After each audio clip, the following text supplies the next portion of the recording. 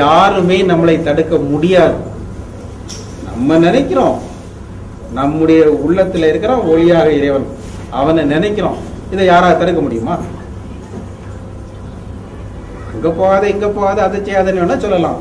நான் என்னுடைய எண்ணத்தை யார் தடுக்க முடியும்? ஒருத்தரும் தடுக்க முடியாது. யாருமே ஒன்றும் செய்ய முடியாது. சாதாரண ஒருத்தர் உலகத்தில் சாதாரண சொன்னா நான் தியானம் பண்ணேன்னு சொல்லிட்டு எல்லாரும் இப்படி போயிருப்பான். இப்படி இருக்கிறத பார்த்துட்டு ஓஹோ இவன் தியானம் பண்ணான்னு இது வரைக்கும் எல்லாரும் நம்பிட்டு இருக்காங்க. இது தியானமே இல்லை. கண்ணை திறந்துக்கிட்டு பேசாம இருந்தா போதும். இதுதான் தியானம். கண் புறக்கண்ணும் திறக்கணும், அகக்கண்ணும் திறக்கணும். புறக்கண் திறந்தாதான் உணர்வு நிலைக்கும், உணர்வு நிலைச்சாதான் அகக்கண் திறக்கும். கண்ணை மூடிட்டு இருந்தா ஒரு காலம் தியானம் நடக்காது.